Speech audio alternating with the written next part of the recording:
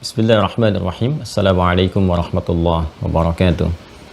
Alhamdulillahi rabbil alamin. Wassalatu wassalamu ala rasulillahil karimil amin. Nabiyyina Muhammadin wa ala alihi wa sahbihi ajma'in. Wa ba'd. Faya ahbaballahi wa ahbaba rasulihi sallallahu alaihi wasallam. Usi nafsi wa iyyakum bitaqwallahi faqad fazal muttaqun fala tamutunna illa wa antum muslimun. Faqala ta'ala Ya ayyuhalladzina amanu taqullaha haqqa tuqatih wa la tamutunna illa wa antum muslimun. Saudara-saudariku, berjumpa kembali dan terhubung dalam kajian Mira di kesempatan subuh kali ini waktu Indonesia bagian barat, dan tentunya sesuai dengan waktu di mana Anda berada. Kita bermohon pada Allah Subhanahu wa taala semoga saat ini dan selanjutnya senantiasa kita dibimbing dan diridhai oleh Allah Subhanahu wa taala. Alhamdulillah, kita akan mencoba melanjutkan kajian kita dari pertemuan-pertemuan awal. Sekarang kita masuk ke fase yang baru, turunan dari pembahasan iman, masih dalam bab akidah. Tapi sebelumnya kita terbiasa juga bermohon pada Allah Subhanahu wa taala semoga saudara-saudari kita yang berkehidupan sampai detik ini namun belum beriman, dikuatkan jiwa dan lisan mereka untuk bersyahadat sebelum wafat dan kembali kepada Allah Subhanahu wa taala. Pun demikian, semoga para pelaku maksiat, dan boleh jadi kita termasuk di antara mereka, diberikan kekuatan, bimbingan oleh Allah Subhanahu wa taala untuk mau bertobat, meniti jalan kehidupan yang lebih baik, hayatan thayyibah, dan juga semoga kita semua wafat dalam keadaan husnul khatimah. Amin insyaallah. Baiklah, kita akan mencoba memasuki topik yang baru yang berkelindan dengan pembahasan-pembahasan yang lalu. Ini masih kami buka secara terbuka ta'limnya. Belum kita pisahkan antara angkatan pertama dengan yang selanjutnya untuk memberikan gambaran umum terlebih dahulu. Insya Allah setelah nanti selesai pengklasifikasian dan zonasinya, kita akan mencoba untuk memberikan detail materi khususnya bagi yang telah mengikuti di angkatan pertama, sehingga nanti spesifik pembelajarannya, dan yang baru bergabung juga nanti bisa menghadirkan pemahaman yang utuh dengan berikan kami rujukan. Ya, kami akan berikan rujukan dari mulai awal pembahasan sampai ke akhir sehingga ada korelasi, ya, konektivitas pembahasan satu dengan yang lainnya, dan tidak ada lompatan-lompatan dalam pembelajaran. Melompat itu berbahaya, ya. Melompat dalam memahami sesuatu berbahaya karena kalau pondasinya tidak kuat bisa salah pemahaman, dan juga berpotensi menyulitkan dalam penyampaian karena nanti akan mengulang apa yang disampaikan, karena boleh jadi sesungguhnya apa yang ingin disampaikan atau ditanyakan itu telah tuntas dibahas di pertemuan-pertemuan sebelumnya. Baiklah, kita akan masuki sekarang materi yang sangat penting dan masih terkorelasi dengan pembahasan akidah. Jadi kalau kita sudah mengatakan akidah, nah ini sudah mencakup kekuatan simpul imannya, ya, ikatan simpul imannya, ikatan kuat, ya, terhadap simpul imannya, atau dikenal juga dengan rukun iman, kan? Jadi kalau sudah disebutkan akidah, nah itu memberikan kesan bahwa simpul imannya mesti harus terikat dengan kuat. Ya, kurang lebih sudah ada 50 video, ya, 50 video kita belajar. Yang kami duga materi yang disampaikan itu seharusnya sudah menjadikan keyakinan kita semakin menguat, dengan iman kita semakin bertambah, dan ikatan itu semakin kencang. Karena kita telah bahas detil dari simpul pertama, simpul yang kedua, simpul ketiga, sampai yang keenam, korelasinya, sampai kemudian ke amal hubungannya apa, hingga melahirkan apa yang disebut dengan amal soleh, dan hiasannya disebut dengan akhlak, dan turunannya menghadirkan keberkahan di dunia, pun demikian rahmat Allah di akhirat berupa surga. Nah, pembahasan-pembahasan itu seharusnya sudah menjadikan orang-orang yang belajar, khususnya santri Mira yang terhubung, ya, baik menyimak apalagi mendaftar dan masuk di dalamnya, seharusnya pembelajaran itu menjadikan simpul-simpul iman kita sudah semakin menguat, ya, semakin kokoh. Nah, penguatan ini semua itu disebut dengan akidah namanya. Saya sudah jelaskan tentang makna akidah ini dari turunan kata dasarnya, kata kerjanya, verbnya, dari aqada sampai kemudian keadaan atau sifat kekuatannya yang disebut dengan akidah. Jadi kalau ada yang disampaikan apa akidahnya, atau ada perkataan atau bahkan pembelajaran akidah itu adalah pembelajaran yang menjadikan pokok keimanan kita, simpul iman kita, rukun iman kita menguat. Jadi kalau sudah disebutkan akidah, tandanya pesan kepada kita harus sudah kuat, sudah baik, gitu kan, sudah rekat dan seterusnya. Ini poinnya. Nah, masih terkait dalam bab ini, kita sudah pelajari simpul-simpul yang 6 itu dan turunannya, gitu kan, yang disebut dengan rukun. Ini ada 6 pokok. Nah, yang belum kita detilkan adalah hal-hal yang sekiranya bisa melonggarkan atau melepaskan ikatan yang sudah kuat ini, ya. Ikatannya sudah kuat, itu kan sudah bagus, yang dibahas bahkan disampaikan dengan bahasa Al-Quran itu dengan urwatul wuthqa, ya kan? Urwatul wuthqa, jadi ikatan yang sangat kuat, sangat kokoh, ya. Nah, hanya kan kita juga sudah membahas pada pokok iman yang kedua tentang malaikat tuh, di simpul yang kedua ada lawannya kan, yang disebut dengan setan itu, dan telah kita bahas dari asal usulnya, cara kerjanya, bahkan di akhir tragisnya, ya. Dan secara singkat bahwa setan dimaksud telah menghadirkan atau mengajukan permintaan kepada Allah Subhanahu wa taala untuk membuktikan kesombongannya. Yang dengan itu dia, makhluk ini, menolak kemuliaan taubat. Allah memberikan ruang, ya, kepada iblis dengan jeda, dan iblis sesungguhnya mengerti bahwa Allah itu Maha Kasih, Maha Rahman, Maha Rahim, yang akan menerima taubat bagi hambanya yang mau kembali meniti jalan kebaikan. Karena itu Allah menamai dirinya juga dengan Tawwab, Tawwab dan Rahim, Tawwab Rahim, ya, Maha penerima taubat, artinya orang yang mau kembali, hamba yang mau kembali ke jalannya, dan menerimanya itu dengan penuh kasih yang sangat dalam. Jarang-jarang ada orang pelaku kriminal, pelaku maksiat, sikap buruk, mau kembali kepada jalan yang baik. Belum tentu kan, kalau manusia biasa bisa menerima, gitu kan, itu dengan perasaan yang baik, yang lembut, kecuali manusia-manusia yang terdidik, itu pun nggak langsung, gitu kan, yang punya akhlak, punya kemuliaan, itu pun nggak bisa langsung seperti itu. Boleh jadi ada juga masih keraguan dalam hatinya, ada kekhawatiran dan seterusnya. Tapi karena Allah itu bukan makhluk, Allah Khalik, Allah pencipta seluruh makhluk yang ada, gitu kan, maka dari itu sifat Khalik mesti beda dengan makhluk. Maka bersamaan dengan penerimaan Allah, menerima hamba yang ingin kembali kepada jalan yang baik, disertakan penerimaan itu dengan rahmat. Karena itu sifat tawabnya disandingkan dengan rahim. Tawwabur rahim, Maha menerima hamba yang mau kembali dan disambut dengan penuh kasih. Nah, iblis tidak memilih itu. Ya, dia terusir dari rahmat. Karena itu dia mengeluarkan dirinya dari rahmat sehingga terusir dari rahmat. Ya, jadi alih-alih dia mendapatkan hak, dia malah memilih mendapatkan jim. Ya, Allah kan punya sifat rahim. Ya, menerima hamba yang mau kembali dengan sifat tawwabnya, tawwab, gitu kan? Rahim. Nah, rahmat Allah ini menjadikan setiap hamba berpeluang mendapatkan kasihnya sehingga diterima taubatnya. Ya, tapi iblis ingin membuktikan kesombongannya, ya kan? Dia menolak ini, keluar dari rahmat ini. Ya, maka Allah pun menetapkan, qala khruj, gitu kan? Kamu keluar. Sehingga dia terusir dari rahmat Allah karena sikapnya sendiri, sifatnya sendiri, kemudian terlempar dari rahmat itu. Sesuatu yang terlempar dari rahmat, Masya Allah, ini bahasanya sangat luar biasa ya. Yang terlempar dari rahmat, keluar dari rahmat, ini berpindah aja dari hak ke jim. Yang tadinya rahim menjadi rajim sini. Ya. Sehingga kita selalu bermohon kepada Allah agar dilindungi dari sikap dan sifat yang berpeluang mengikuti jejak iblis yang terlempar dari rahmat Allah. Ya, yang berpeluang mengikuti godaan-godaannya. Saat menggodakan disebut setan. Saat dia berubah disebut iblis, saat menggoda dan mewariskan kemudian perubahan-perubahan sikapnya yang buruk itu disebut dengan syaitan. Maka kita bermohon kepada Allah yang punya sifat Rahman dan Rahim, ya kan? Dari godaan-godaan setan yang sudah memiliki karakteristik rajim, terlempar dari rahmat. Ya, sehingga kita dibimbing oleh Al-Qur'an untuk bermohon ya dengan mengucapkan a'udzubillahi minasyaitonir rajim, ya, di gambarannya.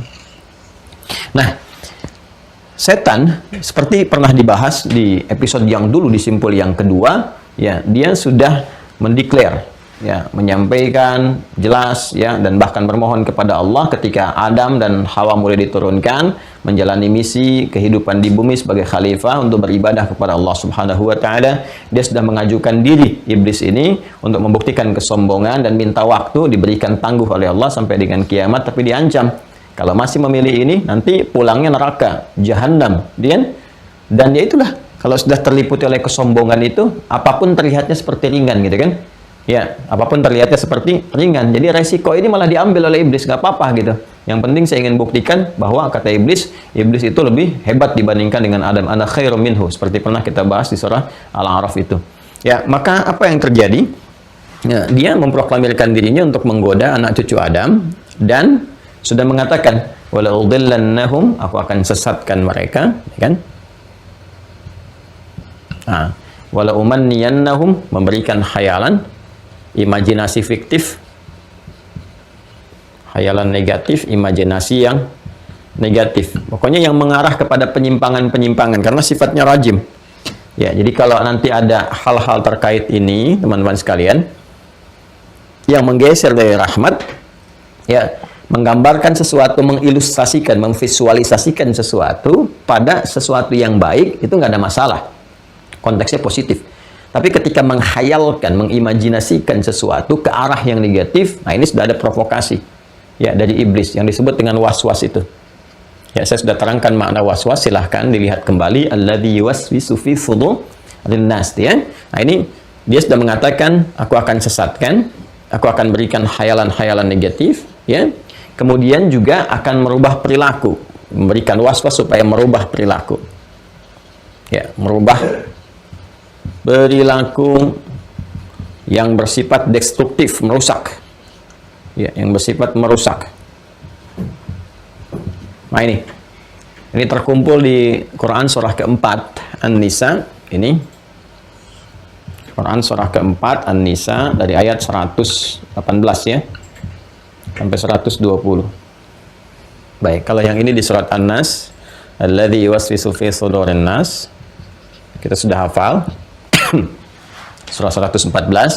Ini la'anahullah, ya, dilaknat dia oleh Allah Subhanahu wa taala, wa qala la attakhidanna min ibadika nasiban mafrada. Aku akan mengambil bagian ya Allah dari bagian manusia itu, potensi manusia itu dalam berkehidupan supaya aku berikan waswas, aku goda. Ini sudah pernah saya jelaskan bagian apa itu, dan mengerucut pada sifat fujur supaya dia tunggal berdiri sendiri. Pada udillannahum, maka aku akan sesatkan anak cucu Adam itu, ya kan? Dengan dari bagian itu. Kemudian wala umanniyannahum, aku akan menjadikan mereka berkhayal, berimajinasi secara negatif sehingga bergeser dari rahmat, bergeser dari perintah, ya kan? Malah mengerjakan larangan dan sebagainya. Kemudian juga diberikan waswas supaya merubah perilaku-perilaku baik yang terkait dengan diri manusia sendiri, ya, perilaku yang menyimpang, bahkan tampilan fisiknya, alih-alih menutup aurat dibuka aurat, okay? Kemudian juga dari akhlaknya, perilaku yang menyimpang, atau bahkan merubah seharusnya ini menjadi pelengkap kehidupan, ya, yang berkhidmat, memberikan servis kepada manusia untuk ibadah, ya, seperti hewan-hewan, tumbuhan. Ini kan juga perangkat yang melengkapi kebutuhan ibadah kita. Kita makan, bisa minum, bisa cari yang menyehatkan, kan? Dari madu, dari macam-macam, dari hewan-hewan dan seterusnya. Nah, ini malah dirubah fungsi itu oleh mereka, baik fungsi-fungsi fisiknya, ya, karena pengen begini kemudian berlaku sesuatu yang tidak baik, yang menyalahi fitrah hewan dimaksud, atau bahkan yang paling parahnya adalah menjadikan itu melenceng dari akidah. Misalnya ada penyembahan terhadap hewan, terhadap pohon tertentu, tumbuhan tertentu, ya, atau benda-benda tertentu dan sebagainya. Nah, ini misinya. Dan ini kalau sudah disampaikan nyata, itu nyata. Jadi kalau sudah terlihat oleh kita, misalnya ada yang nyembah hewan, ada yang merubah-rubah tentang fitrah hewan dan sebagainya, itu kan. Nah, dan seterusnya lah. Ya, itu berarti ini nyata. Apa yang disampaikan Al-Qur'an itu benar. Ya, ada yang nyembah pohon misalnya, ada yang menjadikan pengkultusan terhadap benda-benda. Nah, ini menunjukkan apa yang difirmankan oleh Allah di Al-Quran itu benar adanya. Ya, ini supaya kita berhati-hati kan. Nah, ini apa kaitan dengan pembahasan akidah? Kita telah uraikan dalam banyak pembahasan detil bahwa tugas manusia itu adalah menghadirkan support iman terdalamnya supaya bisa menggerakkan bagian luar tubuhnya yang diikat oleh akal nanti untuk bisa bersikap yang mulia dalam berbuat yang mulia. Sumbernya dari sini, ikatan ini, 6 pokok ini. Sumbernya akidah ini. Ya, sumbernya akidah. Jadi kalau kita ingin membuat sebuah ilustrasi, ini gambarannya ya. Di sini ada iman.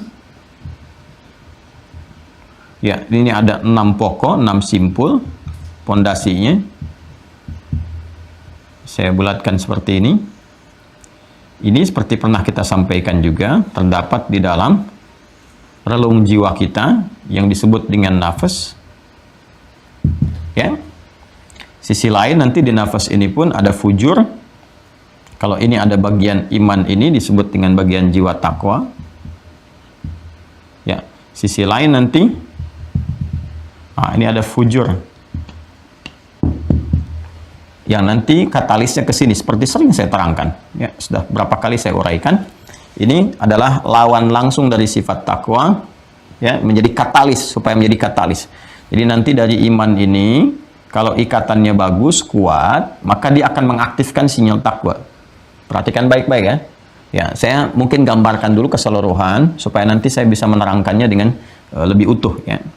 Ini keseluruhannya ini ada di kolbu.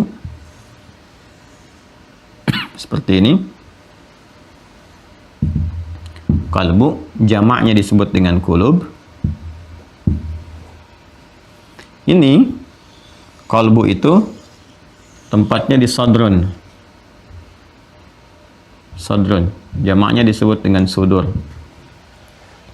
Nah ini inti bagian jiwa kita. Ini materinya cukup mahal ya, penting sekali gitu. Dan di sini akan menentukan bagian kehidupan kita, baik kenyamanan kehidupan dunia ataupun kemuliaan akhirat. Jadi kalau kita paham ini, insya Allah tata kelola aktivitas kita lebih akan terarah kepada yang mulia, yang baik-baik, dan terjaga kita dalam kemuliaan. Tapi kalau kita tidak memahami ini dengan baik, maka berpeluang ini akan bergeser dan sangat berbahaya. Sangat berbahaya. Ya. Nah ini nanti teman-teman sekalian, alurnya begini, normalnya, semua gerak aktivitas kita itu nanti bersumbernya dari sini, dari nafas, dari jiwa. Ini inti kehidupan. Roh kita ini kan, ketika menyatu dengan fisik disebut dengan nafas. Itu sudah membawa jiwa takwa dengan fujur. Ini yang di Quran surah ke-91 Asy-Syams. Ya, ayat 7 sampai dengan 10 kalau ingin sempurna. Wa nafsin wa ma sawwaha, dan demi jiwa yang telah sempurna penciptaannya. Kapan jiwa itu sempurna? Ketika roh sudah masuk ke dalam fisik. Rohnya masuk menjadi nafas, maka sempurna. Itu isyaratnya di Quran surah ke-15 nanti, masuknya roh kepada fisik menjadi nafas di Quran surah ke-15 ayat 28 itu kan sampai dengan 30. Wa idz qala rabbuka lil malaikati inni khaliqum basyara min salsalin min hamaim masnun fa idza sawaituhu wa nafakhtu fihi min ruhi.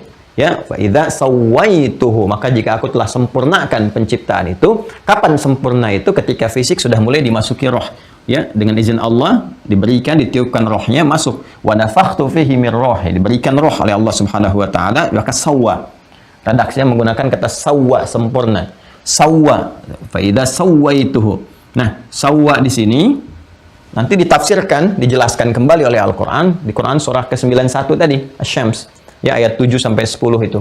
Wa nafsin, wa nafsin wa ma sawwaha. Ketika sempurna itu roh masuk jadi nafas. Makanya disebutkan wa nafsin, dan demi nafas, wa ma sawwaha, yang telah sempurna pembentukannya ini, ya kan? Keadaannya ini masuk ke dalam fisik. Ada apa di dalamnya? Fa'alhamaha fujuraha, ini katalisnya, wa taqwaha. Maka diilhamkan di dalam nafas ini fujur. Ya, seperti ini sudah pernah saya uraikan, jadi tidak panjang lebar lagi saya sampaikan. Ini adalah katalisnya. Ya. Terhadap apa? Wa taqwaha. Terhadap jiwa takwa. Ini kumpulan kebaikannya. Ini akumulasi sifat baik. Semoga bisa dipahami dengan baik ya. Saya akan coba uraikan sepelan mungkin. Ya, karena ini agak dalam materinya, tapi insya Allah kalau kita berniat ikhlas, Allah akan bukakan kepada kita pintu pemahaman yang baik. Ini akumulasi sifat-sifat baik. Sifat baik itu disebut khair namanya. Ya. Jamaknya disebut khairat. Ya. Nah, akumulasi sifat-sifat baik ini di sini ada jujur, sabar, tawadhu dan sebagainya. Itu disebut takwa namanya. Nih. Jadi potensi pertama di dalam jiwa itu, jiwa takwa, ini mengakumulasikan sifat-sifat baik.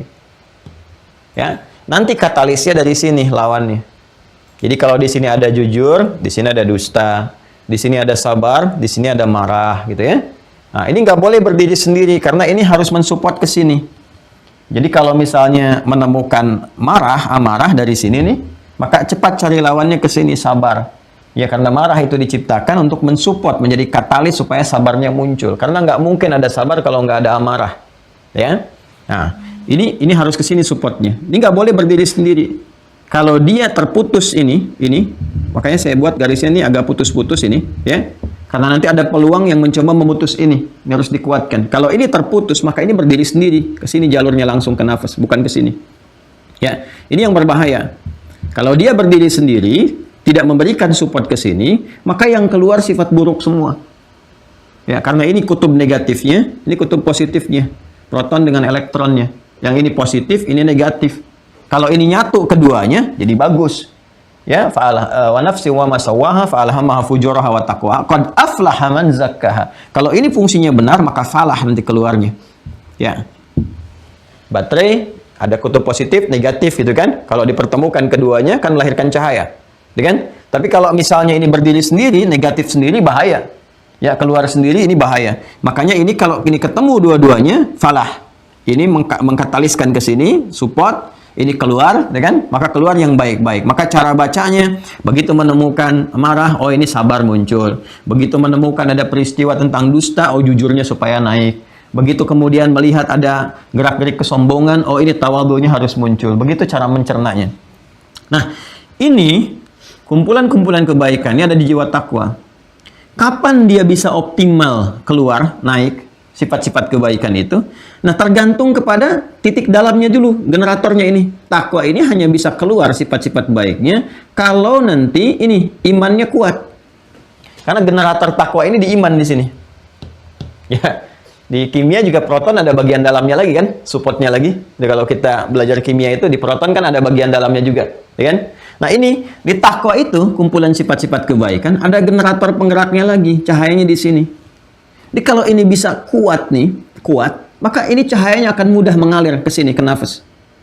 Ya, sudah disupport dari sini, ini kemudian menguat, dari nafas ditembuskan ke kolbu, dari kolbu ditembuskan ke sodron, keluar nih dari area tubuh. Dari sodron diikat ke akal. Ya, di sini. Baru dikeluarkan, diperintahkan ke jawarih, ke fisik, ke jasad. Ya, jawarih. Fisik terluar. Skemanya begini. Ya. Jadi kalau misalnya akan mengerjakan sesuatu, ya, kalau yang akan dikerjakan itu baik, misalnya mata ingin melihat nih. Ini kalau penglihatan mata itu, ini fungsi luar, alat melihat itu mata luar nih, ain namanya. Ini alatnya. Ya. Tapi ketika mata ini akan memandang, perintahnya bersumber dari jiwa, dari sini. Apa yang harus dipandang dari sini? Karena dia cuma ngeksekusi aja, lihat, ya kan? Dengar. Tapi apa yang didengar, apa yang dilihat, ini sumbernya dari sini. Jadi kalau mengalirnya dari sini, Allah subhanallah, ini Masya Allah, ya Masya Allah, la hawla wa la quwata illa billah, ini maha suci Allah dan luar biasa, sepersekian detik gitu. Ya, ini secara sistematis langsung, ya automatically itu langsung keluar gitu kan. Nah, jadi dari sini teman-teman sekalian diperintahkan nih. Dari nafas proses ini ke kolbu, ke sodun, ke akal diikat perintahnya, langsung diterjemahkan sebagai bentuk instruksi ke sini. Lihat. Maka dilihat yang baik. Kalau jelek, palingkan, langsung dipalingkan. Ya, ini gambarannya. Nah, ini bergantung pada kekuatan ini, 6 simpulnya ini. Kalau 6 simpulnya bagus, maka semua yang terkait dengan ini maksimal. Ini pembelajaran sudah optimal saya terangkan di pertemuan yang lalu. Nah, saya sekarang ingin menekankan pada yang ini. Nah, setan ini mengambil ini, bagian ini. Ya. Dia memberikan was-was, ini yang tadi kita bahas ini. Was-was ini.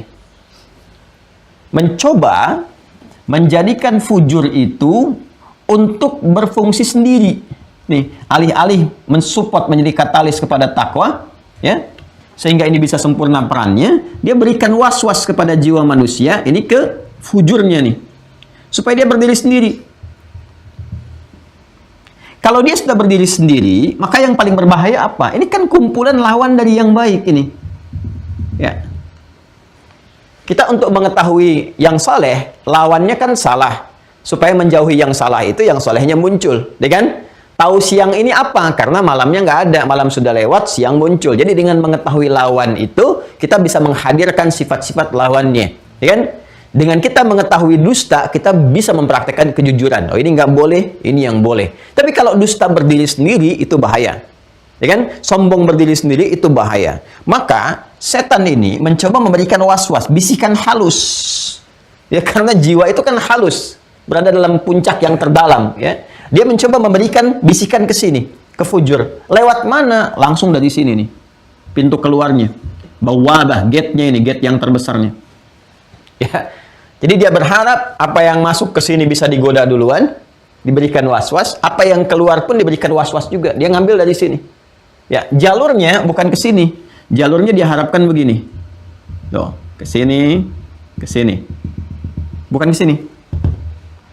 Jadi semua yang didengar, dilihat, dirasakan dari sini, ini kan jadi data nih, seperti dulu pernah saya sampaikan. Ya, diserap ke sini jadi informasi. Ya, diteruskan ke sini untuk menjadi pengetahuan. Sumbernya masuk sini dulu. Di sini dia berperan, ini memberikan was-was yang di surah An-Nas itu. Karena itu was-wasnya masuk lewat sadrun, alladzi yuwaswisu fis sudurin nas. Kenapa dia langsung ke sini? Ya, masuknya dari sini tidak langsung ke sini. Karena dia berharap kalau dari sini ini terpengaruh kalbunya, terpengaruh juga ke sininya. Ya. Kemudian kalau dia misalnya di sini, dia bisa memberikan was-was dari yang masuk sama dengan yang keluar. Masuk dari sini kalau kuat, nggak kena sama setan, tetap ke sini. Allahu Akbar, Allahu Akbar. Sudah adzan nih, digoda kan? Tenang aja, baru adzan, belum qomat, kan? Kita kuat, nggak pengaruh, tetap ke sini. Ya, tapi jangan dikira di sini selesai, di sini pun akan bisa kena juga. Sini kena juga. Kalau dia keluar dari sini pun masih digoda keluar dari sini. Ya, begitu masuk ke sini, kuat, dibalikin lagi ke sini, siap-siap sholat, ya kan? Itu masih digoda, jangan dikira selesai. Berangkat, diminta mampir dulu, ketemu teman dulu, ya ngobrol dulu, pesan ini dulu, ini dari sini. Jelas ya? Nah, teruskan sebentar. Nah, ini teman-teman sekalian, ini fungsi dia setan memberikan was-was ini. Satu, fala udillannahum, membuat manusia tersesat, bergeser dari sesuatu yang baik menjadi yang buruk. Ini khayalan negatif, berubah perilaku dan lain-lainnya. Ini gambaran-gambarannya. Dan ini diinformasikan oleh Al-Quran, disusun secara terencana dengan strategi yang sangat matang yang disebut dengan khutuat. Pernah saya terangkan saat membahas setan. Ya, jamak dari kata khutwah. Di Quran surah kedua ayat 168. Ya ayyuhan nasu kulu mimma fil ardi halalan thayyiban wa la tattabi'u khutuwatis syaitan. Ya innahu lakum aduwwum mubin. Jadi ini terencana dan tahu kebiasaan-kebiasaan manusia itu, karena setiap manusia didampingi itu, ya, didampingi yang dimaksudkan itu ditempel ya oleh satu setan, ditempel itu, ya. Jadi kalau diikutin jadi teman dekat, namanya qarin. Ya, teman dekat tuh. Fa asbaha qarina. Ya, wa may yattakhidhi syaitana qarinan fasa'a qarina. Siapa yang menjadikan setan itu temannya dia, diikutin terus, maka nempel terus. Ya, nempel terus seperti tanduk nempel di hewan. Ya, makanya kan tanduk itu disebut dengan kornun. Ketika menempel disebut dengan korinun. Ya, orang yang menjadikan bisikan setan sebagai acuan, maka disebut dengan qarin namanya, teman dekatnya dia. Nah, ini langkahnya dia tahu betul. Kelemahan-kelemahan si fulan, menggoda Ustadz Adi ini harus begini, menggoda Ustadz fulan harus begini, menggoda si fulan begini, si fulanah begini. Ini strateginya matang di sini. Ini sudah pernah saya terangkan. Nah, ini puncak tertinggi dari semua ini adalah mencoba meredupkan cahaya takwa ini, supaya sifat baiknya nggak muncul. Ini potensi soleh, di sini salah. Misi setan menutup ini supaya soleh nggak muncul. Sedangkan soleh, cahayanya dari sini, ini nurnya dari sini, nih, nur imannya. Nur, dari sini. Nuruhum yas'a baina aydihim wa bi aymanihim. Kan? Sumbernya dari sini. Ini cahayanya. Nah, ini berusaha meredupkan ini. Jadi kalau naik ke atas, diredupkan dari sini. Kalau masuk pun, diusahakan nggak sampai ke sini. Diredupkan cahayanya supaya nggak mensupport nilai-nilai kebaikan. Yang dari sifat baik ini kan sifatnya nih, sifat soleh. Ketika naik ke sini, diikat oleh akal, dieksekusi oleh fisik, ini jadi perbuatan. Fisik kan berbuat ini, amal. Amal tuh di sini. Kalau di sini belum jadi amal, masih ada di inti. Inti itu nuat namanya. Inti sesuatu disebut dengan nuat. Ya, segala yang bersumber dari nuat disebut dengan niat namanya. Oh, ini agak detail ya. Ya, ini inti kehidupan disebut dengan nuat namanya. Segala yang bersumber dari sini disebut dengan niat namanya. Karena itu kita kenal niat, ya kan? Tapi ini belum keluar nih, belum jadi amalan. Sekalipun nanti di dalam syariat saat pembahasan fikih ini sudah bisa dihitung sebagai pahala sepanjang mengarahkan pada kebaikan, kepada yang saleh. Ya, ketika dieksekusi jadi pahala kembali, bertambah, berlipat pahalanya. Nah, cuma ini belum jadi perbuatan. Perbuatan dalam arti yang dikerjakan oleh fisik terluar. Ya, baru menjadi sifat diarahkan ke sini, terus baru ketika dikeluarkan dalam bentuk perbuatan fisik, diikat nanti dengan sifat ini, baru muncul solehnya di sini. Ya, lisan ingin berkata, apa yang mau dikatakan? Tergantung keadaan jiwanya. Jika nanti support untuk perkataan itu pulsanya bersumber dari sini, kata-kata yang baik, kan ini sifat-sifat baik. Yang mulia, ngadir ke sini, masuk lewat lisan, berkata dia, maka karena berkatanya disupport dari sini, dan ini mempunyai unsur saleh, khair, maka perkataannya berubah menjadi amal saleh. Jelas? Nah, normalnya begini. Normalnya. Kalau memandang, disupport dari sini, pandangannya saleh. Ya, jadi baru dia menjadi amal, ya, dalam pengertian pekerjaan fisik ketika dikerjakan di sini. Kalau di sini masih amalan ini, amalan nafas, amalan kolbu, karena nafas ada dalam kolbu. Ya, karena itu kan amalnya kolbu disebut dengan niat, kan? Karena tempatnya di nuat. Nah, normalnya begini seharusnya. Manusia itu seharusnya begini. Seperti saya jelaskan di hari Ahad yang lalu, ya, dia diberikan waktu disebut dengan asar. Asar ini harus dimanfaatkan dengan iman, supportnya. Sehingga dari sini keluar nanti ke sini menjadi amal soleh. Wal asr, innal insana lafi khusr, illa alladzina amanu, ini wa amilus sholihat, jalurnya begini. Normalnya seperti itu. Nah, inilah perilaku yang benar. Di jalan yang benar. Jalan yang benar, yang baik disebut dengan sahih namanya. Hadza sahih, amalun sahih.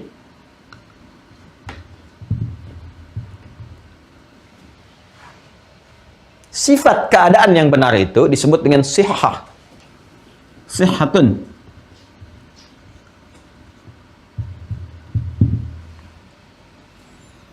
Diserap ke dalam bahasa Indonesia, sehat. Ya, seseorang dikatakan sehat secara fisik kalau semua bagian fisiknya berfungsi dengan benar. Ya kan? Tidak ada persoalan-persoalan. Tapi hati-hati. Yang sehat itu bukannya fisiknya. Karena manusia disebut manusia, ada 3 unsur utama pembentuknya, anatomi manusianya. Fisik, akalnya, imannya. Jadi kalau fisiknya sehat, bagus. Tapi akalnya pun mesti sehat. Akal tidak sehat, berbahaya. Karena akal itu berfungsi mengikat perintah dari jiwa, ini untuk diberikan instruksi kepada jasad. Jadi kalau ininya nggak sehat, bahaya. Ya, hewan nggak punya akal. Karena itu nggak ada yang ngikat. Ya, apa aja yang keluar, ya, apalagi nggak ada takwanya. Kan yang ada fujurnya semua, kan jeleknya semua gitu. Makanya yang keluar dari hewan tuh nggak akan ditimbang, nggak ada pikiran, nggak ada pengikat, dan yang keluar ya itu seperti itu adanya, instingnya aja. Ya. Nah, manusia tidak, fisik harus sehat, akalnya sehat, dan ini imannya harus sehat. Ini sehat, berfungsi benar, ikat, keluarkan, masuk, keluar. Tapi dari sininya supportnya bermasalah, maka masalah juga ini. Jelas ya? Nah, nanti kaitannya terutama dengan ibadah. Ini jalur yang benarnya begini. Jalur yang benarnya. Jika ini ada persoalan, baik secara fisik, ataupun di akal, ya, apalagi di sini, di inti jiwa, inti kehidupan, bergeser ini dari kata sihah, ya, bergeser, berubah, ada masalah, maka lawannya disebut dengan marid namanya. Sahih, lawannya marid.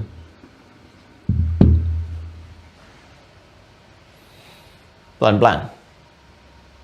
Kadang ada yang menghadirkan lawan sahih itu sakim, ya. Tapi nanti kita ambil utamanya dulu, kata utamanya. Kalau sakim itu turunan nanti, menunjuk kepada cacat pada sesuatu, baik hakiki ataupun majazi. Tapi kalau marid itu secara general, umumnya, mencakup keseluruhannya. Ini ya.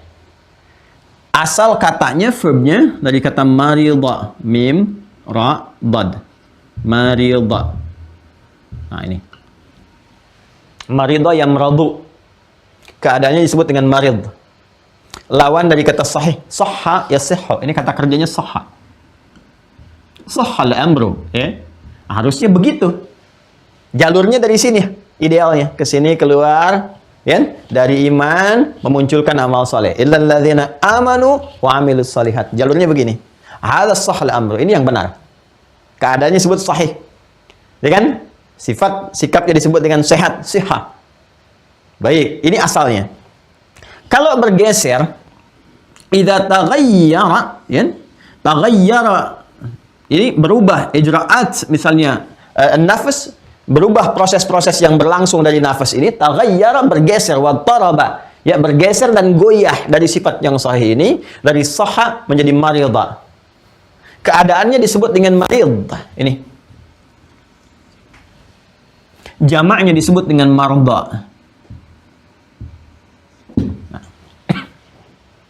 Karena itu orang kalau sakit, sakit fisik, sakit luarnya, ya dia berkata ana marid, saya sedang sakit.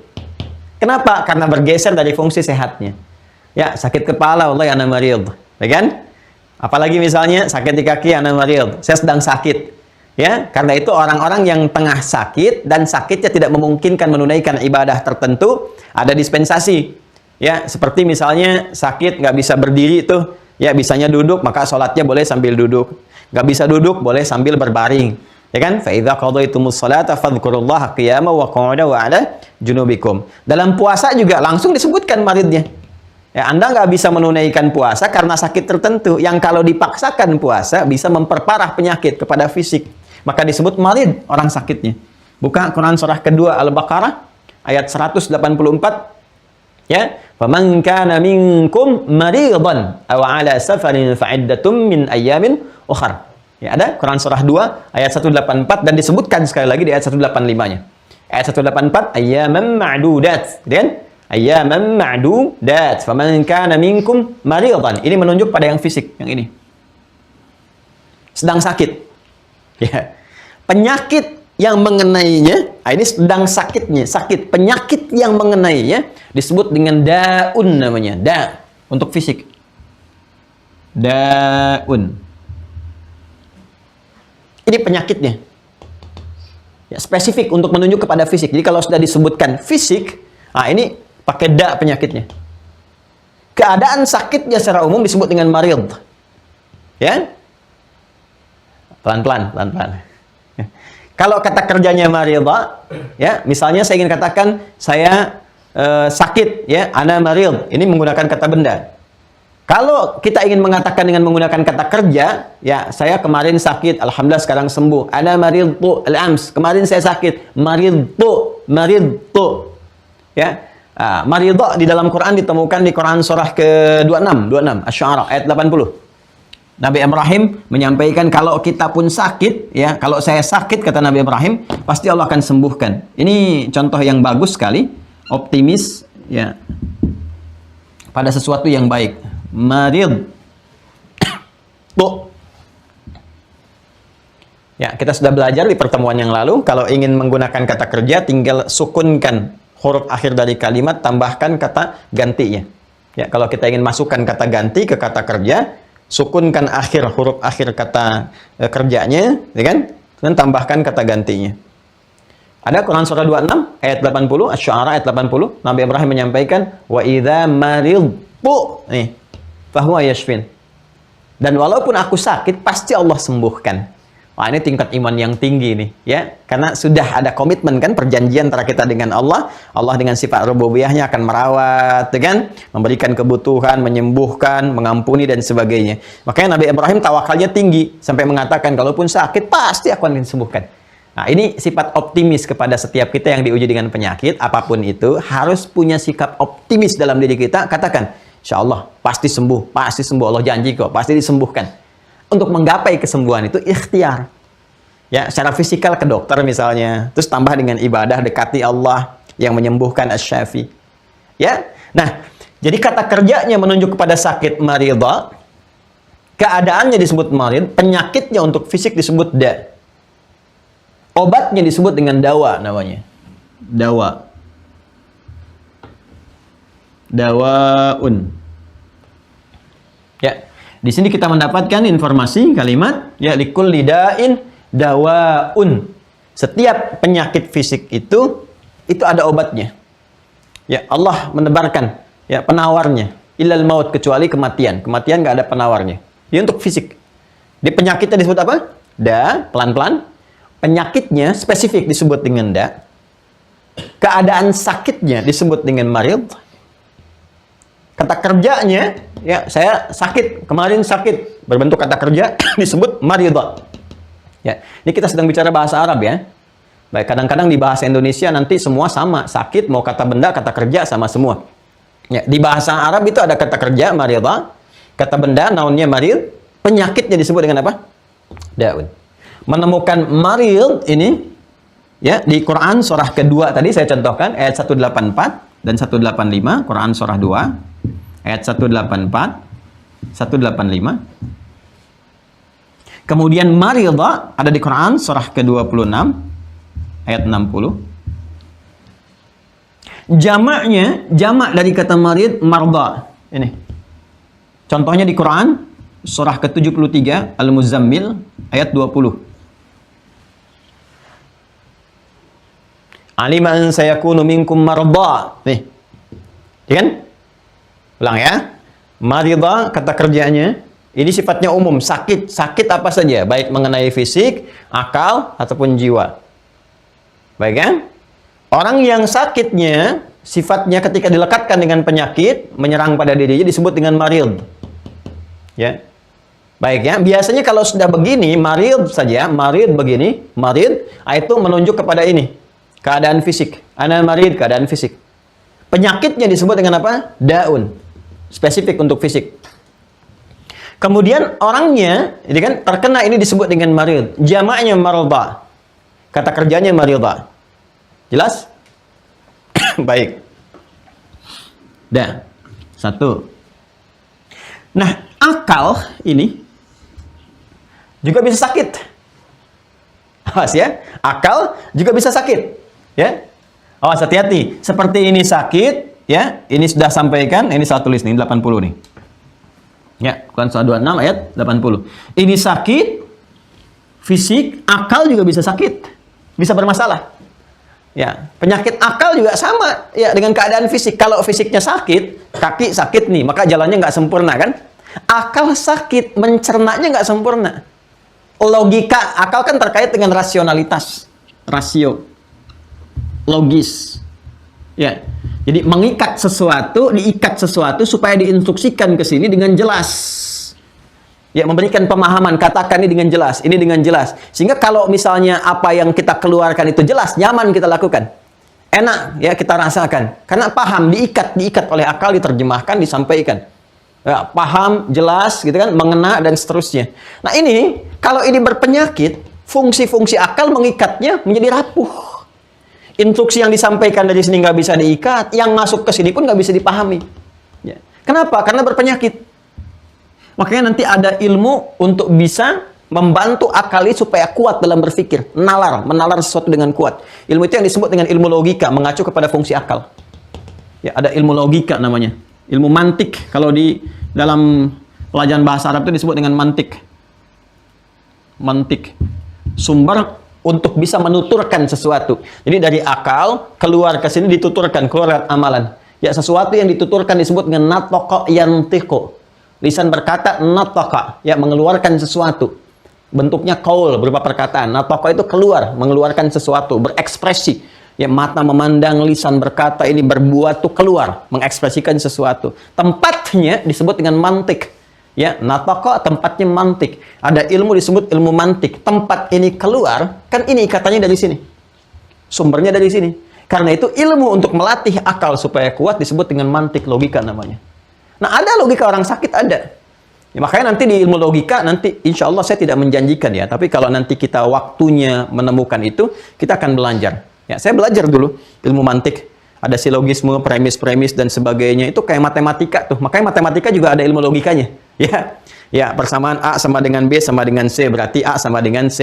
Itu kan? Bila A sama dengan B, berarti B sama dengan A. Demikian seterusnya. Itu kalau diterapkan di ilmu logika ketemu.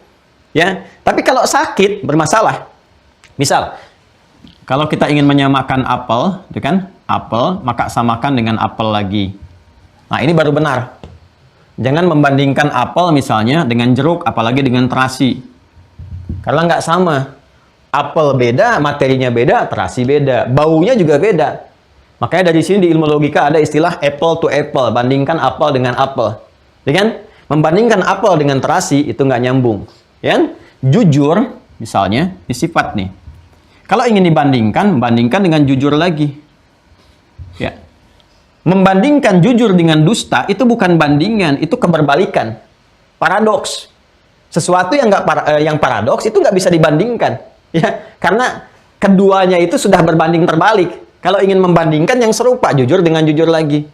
Ya, jangan dibandingkan jujur dengan sifat-sifat yang mengarah kepada dusta, pengingkaran, itu nggak nyambung. Ya, kalau kita masih bahas teori, belum paham. Tapi kalau udah diberi contoh, baru nyambung. Ini ada misalnya di sini nih. Ini pelaku jujur. Ini tidak jujur. Dalam bentuk perbuatan. Misal korupsi ya, perbuatannya. Disebut orangnya koruptor. Nah. A jujur. B koruptor. Lalu ada disampaikan pilihan. Anda pilih mana? Si A yang jujur atau si B yang koruptor? Ya, Mas sampai sini masih belum jelas. Kalau diberikan penjelasan lagi, bisa kita turunkan. Di sini ada Muslim nih. Ya, bukan karena ajarannya, karena perilakunya yang menyimpang dari nilai keislaman, dia korupsi sehingga disebut koruptor. Di sini misalnya non Muslim. Ya, ada yang nggak korupsi. Lalu Anda disampaikan pilihan, pilih mana? Non Muslim yang jujur atau Muslim yang koruptor? Nah, ini sakit logikanya. Karena kaidah dasarnya, ini tidak membandingkan sesuatu dengan apple to apple. Kalau ingin bandingkan jujur, bandingkan dengan jujur lagi. Jangan bandingkan dengan yang jujur dengan yang tidak jujur, gak nyambung. Ya, maka kalau Anda katakan pilih mana Muslim yang jujur dengan non-Muslim yang jujur, baru nyambung. Ya, pilih mana A yang koruptor dengan B yang koruptor, baru nyambung. Walaupun keduanya sama-sama nggak usah dipilih. Sama-sama salahnya. Ya, jelas ya? Nah, banyak lagi nanti logika-logika yang sesat itu. Itu kalau dipraktikkan ke dunia sekarang banyak. Yang sering digunakan oleh orang-orang liberal. Itu pada sakit itu, cara berpikirnya. Ya, jadi kalau ingin kita telusuri lebih jauh, banyak kasusnya. Nanti kalau sudah masuk persoalan-persoalan tentang sejarah, gitu kan, keberlanjutan, ke orientalisme, nanti saya turunkan semua itu. Dan nanti banyak yang paling lucu. Ya, nanti dari ilmu mantik tuh ada juga lucu-lucunya dari segi-segi kaidah yang akalnya yang tidak sehat. Ya, seperti misalnya kalau ingin kita berikan contoh, misalnya di sini fulan senang ya pisang, ya kan? Monyet senang pisang, ya kan? Ya, A sama dengan B, ya kan? Fulan senang pisang, ya kan? Di sini monyet senang pisang, sama-sama senang nih. Tapi apakah bisa dibuat persamaan? Karena fulan senang pisang, monyet senang pisang, maka fulan sama dengan monyet. Apakah bisa demikian? Tidak. Karena premisnya berbeda. Di sini misalnya kita masukkan manusia, taruhlah di sini, walaupun bukan nyatanya ya, bisa kita beri contoh misalnya, ya, Asep ya, senang pisang. Monyet senang pisang. Kan nggak bisa kita katakan Asep sama dengan monyet. Kan tidak, ya kan? Nah, jadi ada kalimat-kalimat pelengkap yang harus dilengkapi. Kecuali kalau dikatakan begini, Asep sama dengan monyet senang pisang. Sama-sama senang pisang. Tapi kalau ini diputus, ini bahaya. Memutus ini yang bahaya. Nah, ini yang suka digunakan oleh orang liberal. Ya, bisa Anda beri contoh. Pernah dengar ini? Semua agama sama. Menuju pada Tuhan yang sama. Cuman caranya beda-beda. Itu kan motong ayat. Apa yang dipotong? Al-Baqarah ayat 62. Ujungnya nggak dia masukin. Tengah-tengahnya dipotong. Innal ladzina amanu wal ladzina hadu wan nasara was-sabiin. Dipotong sama dia. Sampai situ aja, ntar disambungin lagi ujungnya. Ya kan? Ya. Apa yang disambung di ujungnya itu? Fala khaufun 'alaihim wa lahum yahzanun. Maka mereka itu akan mendapatkan ketenangan, kenyamanan, tidak akan bersedih, dapat rahmat Allah Subhanahu wa taala. Tapi dia potong. Apa yang dia potong? Man amana, sepanjang beriman. Wa amila salihah, dan beramal saleh. Orang beriman, jelas imannya. Orang Yahudi mau beriman, beramal soleh, dapat rahmat Allah. Orang Nasrani mau beriman, beramal soleh, dapat rahmat Allah. Dalam konsepsi kita, di Islam. Ya kan? Orang Sabi'in, penyembah bintang, gemintang, macam-macam, termasuk Majusi dan sebagainya, animisme, dinamisme, mau beriman, sepanjang mau beriman, beramal soleh, dapat rahmat Allah. Kuncinya di sini. Nah, ini dipotong. Nah, ini akal yang tidak sehat. Jadi sekarang kita banyak menemukan juga fisiknya sehat, akal sehat, bagus, ya. Tapi nanti imannya sehat tidak, ini bahaya juga, ya kan? Nah, nanti ada yang akalnya sehat, fisiknya nggak sehat. Kalau ini nggak terlampau bahaya, sakit fisik, akal masih sehat, yang masih bisa menyampaikan kebaikan-kebaikan. Ini sehat, ini sakit, ini bahaya juga. Ya? Akalnya sakit ini bahaya, bisa mengeluarkan hal-hal yang merusak sifatnya. Yang paling lebih bahaya lagi, kalau sumber hidupnya sakit. Langsung imannya sakit nih, di sini. Oh, ini langsung rugi. Langsung rugi. Karena semua support yang masuk ke akal, walaupun ininya sehat, tapi karena imannya nggak ada, maka solehnya hilang. Karena soleh itu hanya bisa muncul lewat iman. Ini kumpulan khair. Solehnya hilang. Jadinya amal saja. Sekalipun ininya sehat. Boleh jadi karena akalnya sehat, bisa berbagi, kan? Bisa menolong. Tapi karena nggak didasarkan pada iman, ya ininya sakit, redup, bahkan hilang, maka yang keluar tidak bisa disifati soleh. Disebutnya amal saja oleh Allah. Karena soleh itu baru muncul ketika ada support imannya. Di sini betul, bagus dalam sosialnya, tapi sholatnya tidak dilakukan. Ya kan? Ngajinya nggak ada, tauhidnya nggak ada. Maka itu hanya menjadi amal saja, rutinitas dunia. Nggak ada kesan ibadah, kesan akhiratnya. Tidak menjadi saleh. Maka puncak dari sesuatu itu semuanya di sini. Segalanya di sini. Yang menentukan apakah ini akan baik, ini juga baik, ikatannya di sini. Ikatan ini disebut dengan akidah. Karena itu ini penting dijaga, nggak boleh sakit ini. Nggak boleh sakit. Kalau sakit ini bahaya. Makanya setan masuknya ke sini, ke ruang ini, ke ruang akidah. Untuk melonggarkan simpul-simpul iman ini. Ya, gimana cara melonggarkannya? Dia berikan was-was. Was-was yang ditiupkan itulah bentuknya disebut dengan penyakit. Ini, turunan dari ini. Saya ulang ya. Was-was yang dimasukkan ini lewat sadrin, itulah penyakit dari sini nih. Keterkaitan dengan ini. Nih, bentuknya ini, wujudnya. Penyesatan, imajinasi negatif, hayalan, berubah kepada perilaku, ya. Ini penyakit semua nih, mencoba dimasukkan ke sini nih. Dimasukkan ke sadran. Supaya tertular keadaan-keadaan hati, tercemar nih. Kolbunya tercemar, ya kan? Nafasnya tercemar. Tadi kita kembali ke sini. Sakit itu apa? Maridha. Ini nama umumnya kan? Ya. Ke fisik sudah kita kenal, daun namanya. Ya kan? Ini untuk fisik nih. Walaupun sama-sama nanti marid, sakit, sama-sama sakit. Kata kerjanya maridha. Kalau untuk fisik daun, untuk ini apa? Untuk iman. Kalau akal cuma ngikat saja, gitu kan? Kalau fisik jelas, keterkaitan keseharian. Kalau ini apa nih namanya nih? Ini apa? Yang ini nanti jahlun, ya jahalah, itu kebodohan, nggak bisa ngikit, lemah, nggak bisa ngikat. Yang ini daun, yang ini apa? Yang ini langsung mengambil dari sumber utamanya. Ini yang paling bahaya. Turunan dari kata ini. Ini kan nama umum nih, yang mencakup semua jenis penyakit. Ini marid. Bentuk detailnya daun. Ini marid jahlun. Kan? Khata'un. Ini marid juga. Tapi yang paling luar biasa, Al-Quran memberikan langsung diksinya menunjuk kepada kata awalnya. Ingin memberikan kesan kalau sudah begini, maka semua jenis penyakit akan mencoba dimasukkan. Turunan dari sini, jenis penyakit yang menunjuk kepada penyakitnya, detailnya disebut dengan maradun namanya. Maradun. Maradun. Ada tanwinnya. Perhatikan baik-baik ya. Saya agak pelankan sedikit. Maridha. Tetap hurufnya mim, ra, dad. Maridha itu verb. Kata kerja. Fi'il. Ini. Maridha kata kerja. Verb. Contoh, Quran surah 26 ayat 80. Asy-Syu'ara ayat 80.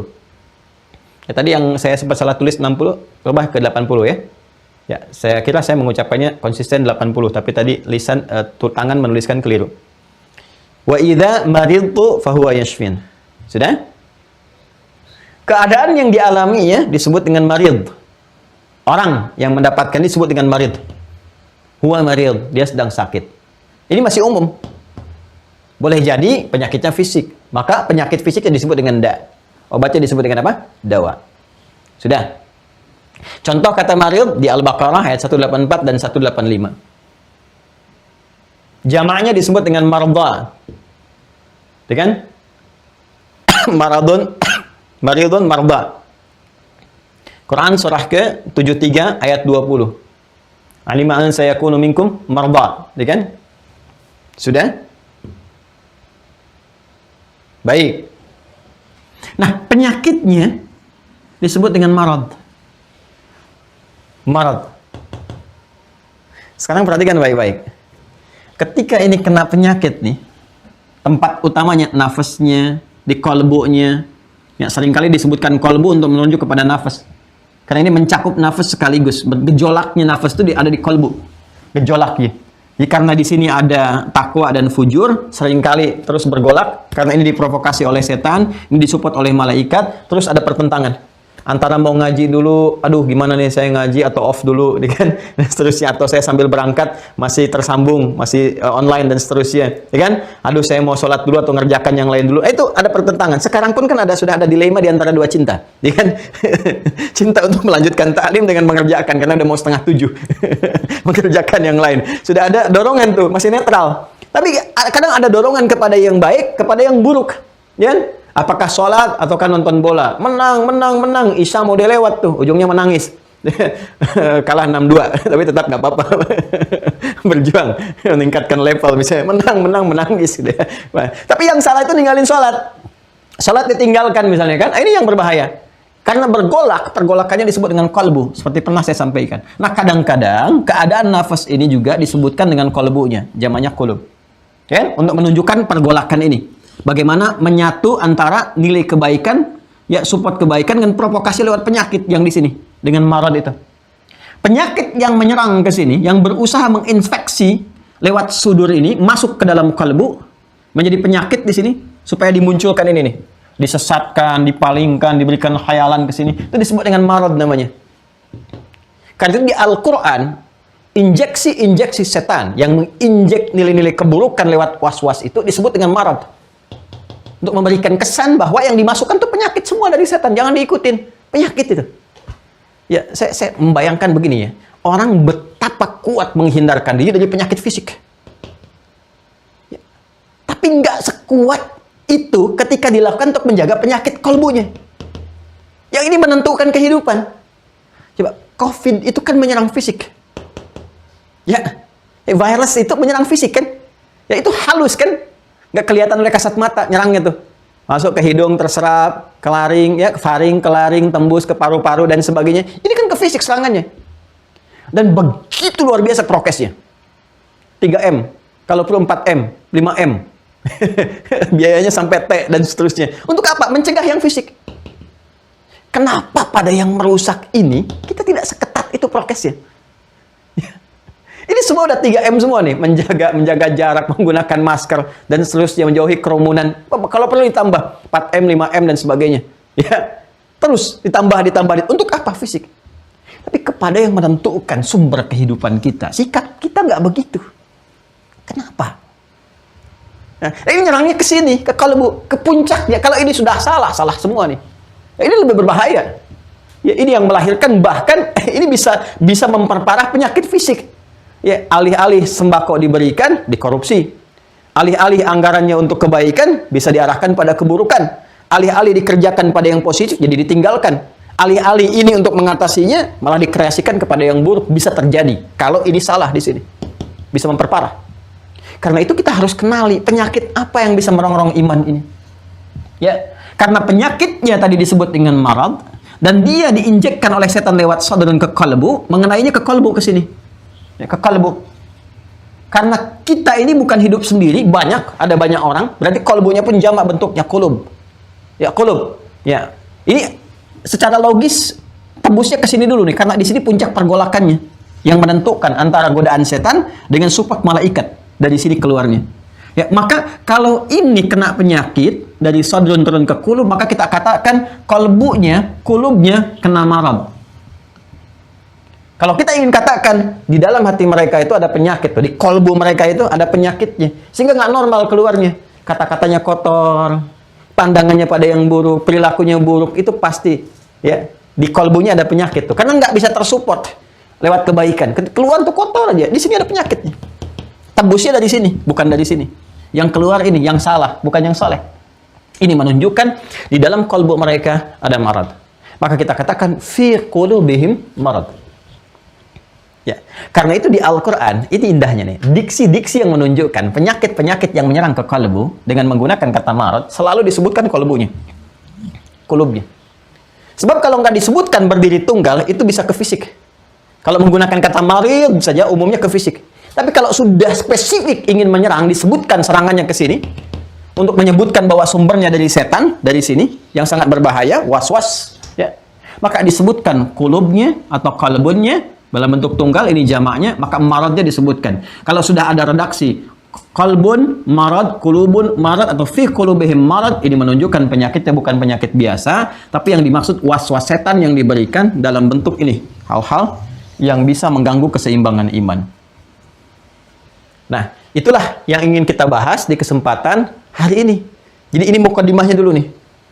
Ya, apa saja yang disematkan, diinjekkan oleh setan lewat kalbu ini, kita harus temukan redaksi di Al-Quran yang menunjukkan ya kata-kata atau diksi atau untayan firman yang mengandung kata ini, maradun dan kulub. Maka kata marad dan kulub pertama kali ditemukan di dalam Al-Quran, satu, ada di Quran surah kedua Al-Baqarah ayat 10. Ini pertama kali nih. Jadi kalau kita ingin kenali penyakit-penyakit yang bisa menyerang iman lewat kalbu, tembus ke nafas, nyerang ke sini, maka cari redaksi-redaksi kata marad yang menyatu dengan kata kulub. Maka pertama kita temukan di Quran surah kedua ayat 10. Misal, ya. Nanti kita bisa turunkan lagi. Kita ambil contoh cepat, misalnya Quran surah kelima Al-Maidah ayat 52. Ya, 3 Quran surah ke-8 misalnya, ya ayat ke-49. Ya, ada lagi yang 4 Quran surah 9 misalnya Taubah ayat 125 misal. Kita ambil contoh cepat, singkat, satu saja dulu. Ya, ini yang pertama disebutkan Quran surah kedua Al-Baqarah ayat 10. Yuk kita lihat. Kita temukan, kita harus cari kata marad dan kata kalbun atau jamaknya kulub. Ya. Yuk buka Quran surah 2 ayat 10, ada? Fi qulubihim marad. Ada redaksinya? Fi qulubihim, di dalam kalbu mereka, kalbu mereka. Nah, kalau dalam kalbu kan nafas isinya. Kan? Kalau di dalam nafas kan, kalau nggak takwa ke sini fujur. Fi qulubihim marad. Sudah masuk ternyata ke kalbu nih. Ya, penyakit-penyakit yang diwaswaskan setan ini. Berarti udah tembus dari sini, dari sodrun.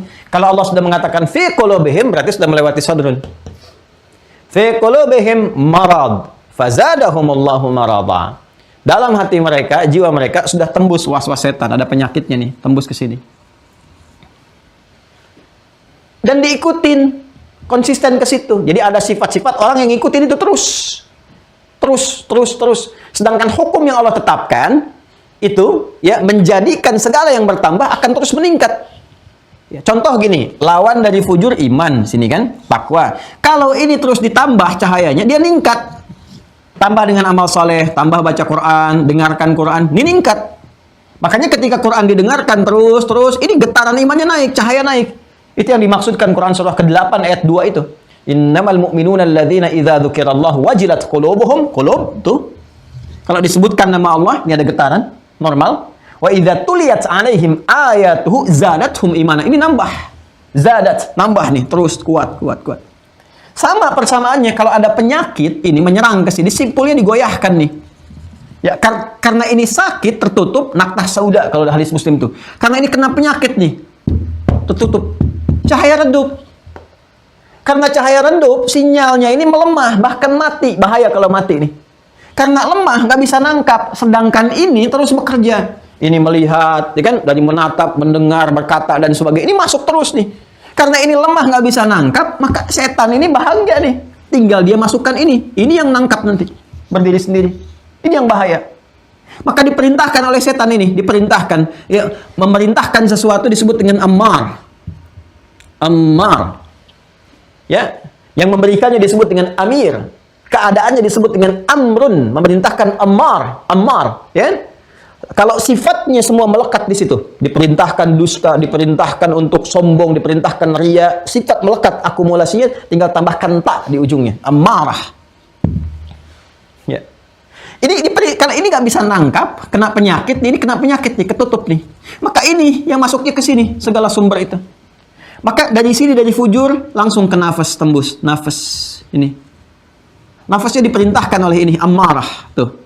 Maka nafas itu karena mendapatkan dari sini sinyalnya, maka yang keluar dari nafas itu buruk. Karena di sini sumber-sumber kesalahan nih. Harusnya mensupport ke sini, dia berdiri sendiri. Lawan dari sini. Jadi salah semua kalau berdiri sendiri. Di sini ada dusta, di sini ada sombong, ada ria, ada macam-macam. Maka ketika tembus ke nafas, nafasnya pun memerintahkan sesuai dengan apa yang didapatkan. Ya, dari sini sumbernya. Naik ke kolbu, naik ke sini, keluarlah kemudian perbuatan. Ketika keluar karena salah, jadi buruk pasti. Ya, sesuatu yang buruk disebut dengan su namanya. Su. Ya. Jamaknya disebut dengan sayyiat. Keadaannya disebut dengan sayyi, jamaknya sayyiat. Su.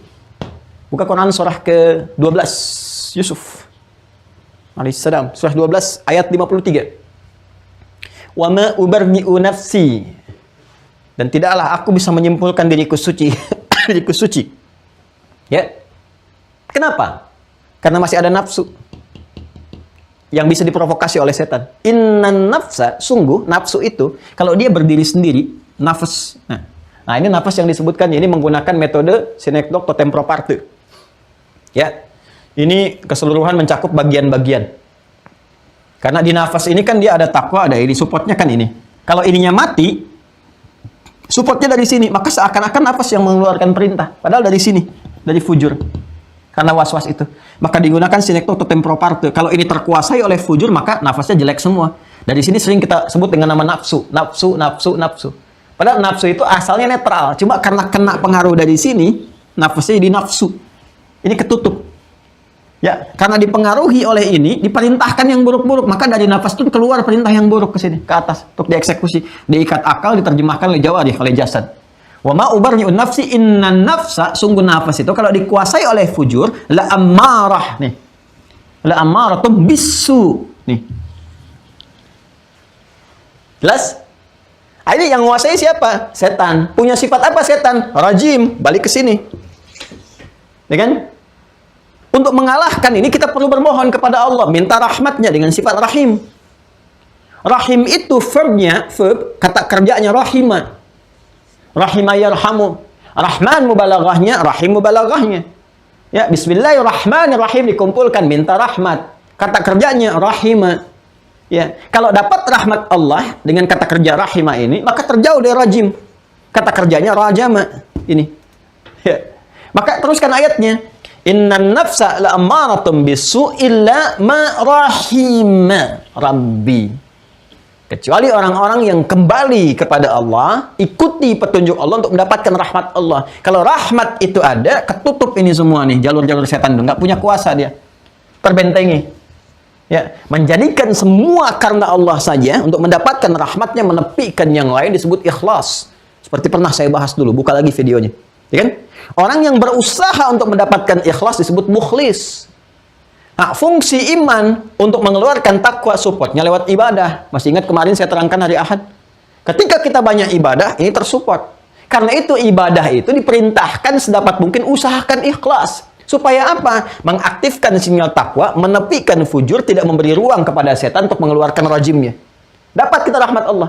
Disitulah diperintahkan di Quran surah 98. Al-Bayyinah di ayat kelima, wa ma umiru illa liya'budullaha mukhlishina lahuddin. Dan tidaklah mereka diperintahkan kecuali untuk mengaktifkan sinyal iman melalui ibadah, dengan Quran, ibadah, baca Quran, ibadah, salat, ibadah. Ini naik. Terus usahakan ikhlas karena Allah. Untuk dapat apa? Rahmat. Illa ma rahima rabbi. Ini hilang. Nah, kalau ini sudah naik, terus naik, berusaha ikhlas, nanti keikhlasan diberikan oleh Allah. Kalau sudah dianugerahkan, kita berusaha nih, terus jadi kebiasaan, jadi karakter. Ini udah nggak bisa lagi nih, setan udah nggak punya kekuatan lagi. Ya, kalau ikhlas itu jadi karakter dalam diri kita, sudah melekat jadi identitas. ini setan udah nggak berpengaruh. Ya. Maka berubah namanya dari mukhlis. Mukhlis itu masih berusaha ikhlas, menjadi mukhlas. Mukhlas itu yang mendapatkan anugerah keikhlasan dari Allah karena usahanya yang tinggi. Ya, jadi ada mukhlis. Wa ma umiru illa liya'budullaha mukhlishina lahuddin. Mukhlis jamaknya mukhlisin. Ada mukhlas karena dia terbiasa mengerjakan itu karena Allah, berlatih. Jadi karakter. Infak, takut kalau ria, sholat, takut kalau ria, bicara, takut kalau salah, takut Allah nggak ridha. Dia jaga betul. Melekat keikhlasan dalam dirinya, berubah jadi mukhlas. Kalau sudah mukhlas, setan nggak punya kuasa. Dan setan sendiri yang mengatakan, seakan-akan manusianya punya benteng. Benteng kuat yang melindungi. Setannya mau goda, dia tetap menggoda, tapi nggak tembus, karena ada bentengnya penjaga. Allah berikan nilai keikhlasan dalam dirinya. Ya. Benteng yang menjaga, yang menutup, pagar yang nutup begini tersebut hijr namanya. Hijrun. Makanya kita sekarang kalau ngelihat Ka'bah ada hijr Ismail kan? Ya kan? Bagian yang tertutup ini. Sehingga nggak semua orang bisa masuk situ kan? Terjaga kan? Nah, itu hijr. Ya, ada surah ke-15 namanya surah Al-Hijr. Lihat ayat ke-40-nya. Surah benteng, surah terjaga. Quran surah 15 ayat 40. Ya. Al-Quran menyampaikan pengakuan setan langsung. Yang kalau lihat ayat sebelumnya dia akan mencoba menggoda. Termasuk di Al-A'raf nanti. Dia akan menggoda dari depan, dari belakang, dari kanan, dari kiri. Ada satu yang nggak bisa ditembus. Dia sendiri yang mengatakan. Ini saking rahmannya Allah kepada kita disampaikan. Perhatikan kalimatnya. Illa ibadaka minhumul mukhlasin. Bukan mukhlis tapi mukhlasin. Quran surah 15 ayat 40 ada. Illa ibadaka. Kemarin kita belajar, nggak mungkin disebut ibad sampai pulang meninggal dipanggil dengan kata ibad. Fadkhuli fi ibadi. Kalau nggak ada ibadah kan?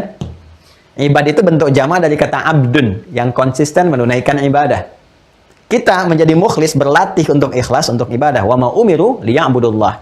Orang yang ibadah disebut abdun. Jamaknya disebut dengan ibadun. Jadi kalau orang sudah konsisten ibadah, melekat pada dirinya, berlatih ikhlas jadi mukhlas, maka Allah menginformasikan, setan sendiri mengakui ada satu golongan yang nggak bisa ditembus oleh setan. Illa ibadaka ibad, artinya sudah melekat latihan dan ibadah. Minhum, dari mereka itu mukhlasin, yang punya sifat mukhlas. Ya? Ini penyakitnya dari sini nih, tembuskan ke sini, ke marad. Kalau nanti ini muncul, tadi saya sampaikan, keluar amarah bisu illa ma rahimah rabbi. Untuk mendapatkan rahmatnya Allah itu, ibadah tingkatkan dengan cara yang ikhlas sampai jadi mukhlas, sampai ini nggak sanggup. Nah, tapi ada orang yang baru di level usaha ini saja sedang nggak optimal. Karena setan kan tadi saya sampaikan khutuat strateginya. Jangan dikira sudah rajin sholat bisa konsisten sholat sampai meninggal, belum tentu. Tiba-tiba datang lewat materi, kan? Wah, sudah mulai mewah, ada kendaraan, dikasih akses dunia yang gampang, ya, dikasih kayak semacam perlindungan dunia, diangkat kedudukan dunianya untuk bisa menepikan kemuliaan akhiratnya. Nggak kuat ini, bahaya. Nah, siapa orang-orang yang pertama disebutkan oleh Allah itu memiliki penyakit dalam jiwa mereka? Dalam bentuk apa penyakitnya? Yang disebutkan fi qulubihim marad. Siapa ini? Di Quran surah kedua ayat 10. Fi qulubihim marad, di hati mereka ada marad, penyakit yang diwaswaskan oleh setan. Ditembuskan ke dalam ini supaya mengganggu simpul iman ini, nggak dapat statusnya mukhlis ataupun ikhlas atau mukhlas. Siapa mereka ini? Karena kan him di situ, fi qulubihim. Ya, dalam jiwa mereka, ya, di dalam kolbu-kolbu mereka. Merekanya itu siapa? Marad, ada penyakit. Karena mereka terbiasa ngikutin setan, tambah, ya hukum Allah berlaku. Kalau nambah kan semakin terakumulasi. Fazadahumullahu marada, maka tertambahkan. Karena ketetapan Allah kan berlaku harus adil. Siapa yang nambah A, nambah B, itu sudah hukum. Kausalitas, sebab akibat. Semakin ditambah, ya nambah. Allah tetapkan demikian. Kan sering saya ilustrasikan. Walaisa kamitslihi syai'. Ya, kepala sekolah menetapkan. Siapa yang merokok sekali, peringatan. Rokok kedua, SP3. Kan? Ya, awas nih, 2 kali merokok keluar dari sekolah, drop out. Si fulan merokok, dapat peringatan. Merokok lagi, ya dia keluar. Yang mengeluarkan dia tetap yang nanda tangan kan kepala sekolah. Tapi yang mengeluarkan dia hakikatnya bukan kepala sekolahnya, perbuatan dia sendiri. Kalau dia nggak merokok, nggak akan keluar dari sekolah. Ya, tapi kan kepala sekolah harus menetapkan hukum. Kalau begini ya berlaku. Ya, namanya dipertaruhkan, tapi perbuatan yang mengeluarkan ini. Maka membaca ayat itu fazadahumullahu marada, ya bukan menunjukkan rahmat Allah itu berkurang, bukan. Bukan menunjukkan sifat-sifat yang bertentangan dengan hukum Allah, tidak. Tapi Allah sudah membuat hukum, kalau kamu mengerjakan ini, hasilnya akan begini, petunjuknya begini. Kalau kamu menyimpang, bergeser, malah bergeser dari yang sehat, akan begini, bertambah. Maka Allah harus menetapkan ya ketetapan hukum yang telah dibuat. Fazadahumullahu marada, maka tertambah penyakit itu Allah tetapkan karena perbuatan mereka sendiri. Itu cara memahaminya. Nah, pertanyaannya, him itu siapa di sini? Merekanya siapa? Untuk mengetahui ini sekaligus juga mengenali penyakit-penyakitnya, bentuknya apa nih marad ini? Karena ada bentuknya. Ya. Bisa dikenali, kalau nggak bisa dikenali bahaya kita. Mana tahu kita itu penyakit yang datang dari setan kalau kita nggak kenal. Kita nggak tahu. Nah, sekarang kita punya dua tugas. Satu, mengenali siapa mereka. Yang kedua, apa tanda-tanda penyakit yang diresapkan oleh setan kepada mereka, supaya menjadi pengingat untuk kita agar ditinggalkan itu semua. Hati-hati, harus ada prokes iman, supaya iman itu naik, melahirkan keamanan dalam jiwa, kesehatan dalam akal, kemuliaan dalam tindakan. Buat status. Ya? Nah, sekarang untuk mengetahui ini kita harus praktekkan rumus tafsir. Nanti kalau di tafsir, kita belajar ilmu tafsir atau ulumul Quran, ya, insya Allah nanti akan belajar rumus-rumus semacam ini. Kalau kita percepat, misalnya kita akan temukan 2S 1L. Ini rumusnya nih. 2S 1L. S pertama siak. S kedua sibak. Cuman beda titik. Sibak dengan siak. Ini siak. S kedua sibak. Ya, kita naikkan ke sini. Siak kalau tulis pakai Latin, sibak. Tuh, kalau tulis Latin kan udah beda kan, iya ini bak kan. Ini kan tinggal beda titik aja, siak ya ini bak tuh, satu titik. Siak, sibak, L-nya lihak.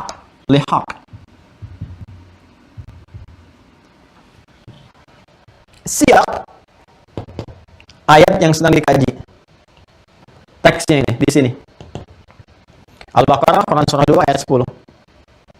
Dan sibak ayat sebelumnya. Terus sampai ke titik awalnya. Ya, jadi Al-Baqarah ayat 9, ayat 8 terus sampai ke Al-Fatihah ayat 1.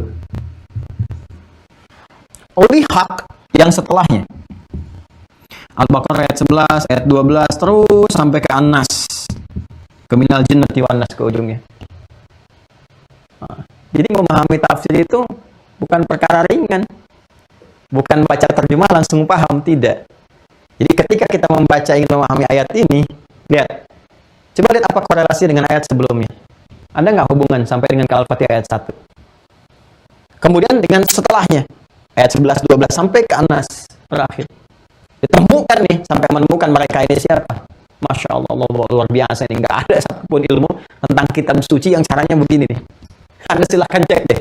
Ya, ada nggak di dalam satu kitab yang disucikan, korelasi semua itu nyambung semua. Ya, depan ke tengah, tengah ke belakang, belakang ke tengah, tengah ke depan. Itu Masya Allah, Al-Quran itu demikian. Bahkan ada kaidah dalam tafsirnya seperti ini. Nggak bisa berdiri sendiri. Jangan Anda memahami ayat secara tunggal begini, tidak. Lihat korelasinya. Ke atas, ke bawah, ya, sebelum, setelah, terus nanti dengan asbabun nuzul. Kalau ada ditemukan itu, dilihat. Nah, sekarang kita harus melacak. Ke sebelumnya ayat 9 apa, ayat 8 apa, korelasi sampai ke Al-Fatihah, sampai dengan ayat setelahnya apa, sampai ke selesainya, sampai ke An-Nas. Di sini kita akan temukan dua hal. Satu, jenis penyakitnya. Jadi marad itu punya jenis nanti. Jenis penyakitnya disebut apa? Yang kedua, orang yang terinfeksi oleh ini, ya, disebutnya apa? Dan tanda-tandanya apa? Cirinya apa? Nggak cukup sampai di situ. Prokesnya apa? Masya Allah. Ya.